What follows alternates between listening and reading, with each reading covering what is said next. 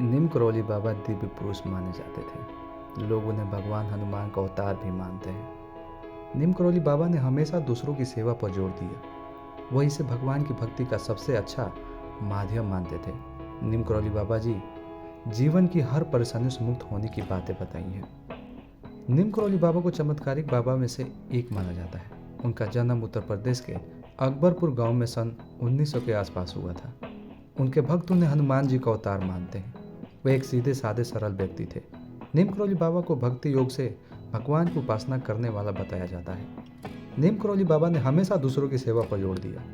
वो इसे भगवान की भक्ति का सबसे अच्छा माध्यम मानते थे। नीम करौली बाबा जीवन की हर परेशानी से मुक्त होने की बातें बताई हैं। जो लोग जीवन में ज़्यादा परेशान रहते हैं उनके लिए नीम करौली बाबा ने कुछ खास बातों का जिक्र किया है। आज की इस वीडियो में हम यही जानेंगे, इसलिए वीडियो को शुरू से लास्ट तक जरूर देखिएगा।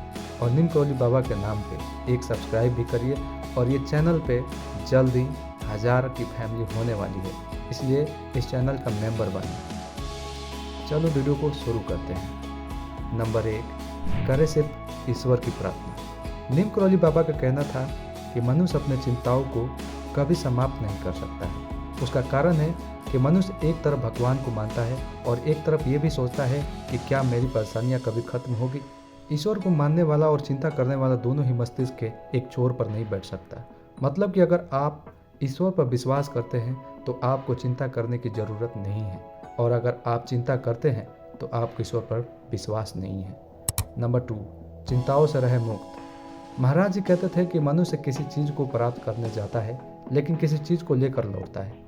उनका मानना था कि कर्म तो हम करते ही हैं, लेकिन हम ईश्वर से जो भी प्रार्थनाएं करते हैं वो भी हमारे लिए बेहद आवश्यक है।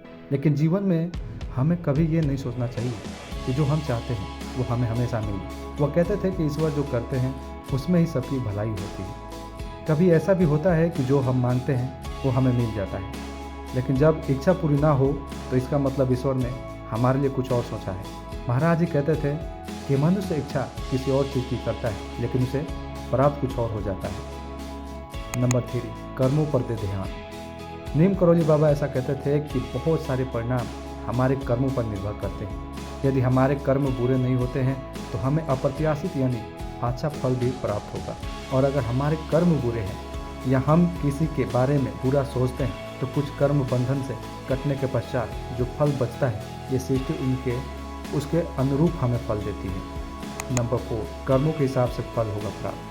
नीम करौली बाबा का मानना था कि मनुष्य को कभी ऐसी कामना नहीं करनी चाहिए जिससे उसका जीवन खराब हो जाए, बल्कि अपने कर्मों पर सबसे ज़्यादा ध्यान देना चाहिए। मिले जुले परिणाम तब तक प्राप्त होते हैं जब मनुष्य अच्छे कर्मों के साथ जाने अनजाने में कुछ गलत काम कर बैठता है। इसलिए महाराज जी का कहना था कि चिंता बिल्कुल मत कीजिए, बस चिंतन पर ध्यान दीजिए। नंबर 5, चिंता और चिंतन क्या होता है। चिंता और चिंतन दोनों का अर्थ बिल्कुल अलग है। चिंता मूर्ख लोग करते हैं और ना ही चिंता करना हमारा कार्य है। हमारा कार्य है कि अपने कर्मों को अच्छे से करें, सदैव हर कार्य में अपना सर्वश्रेष्ठ दें।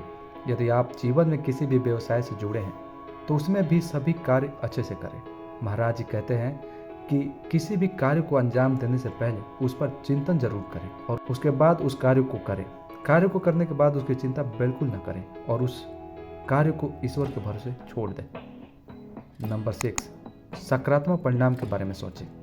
चिंता न करें, सिर्फ चिंतन करें। यही चिंता मुक्ति का सबसे बड़ा नियम है। महाराज जी कहते थे कि मनुष्य को अपने मन में ऐसी कोई मानसा नहीं बनाना चाहिए जिससे मन को कोई ठेस पहुंचे। मन में मानसा तब बनाएं जब आपने कोई कार्य किया है। कार्यों में सकारात्मक परिणाम तब प्राप्त होगा जब आपने परिश्रम बहुत किया हो।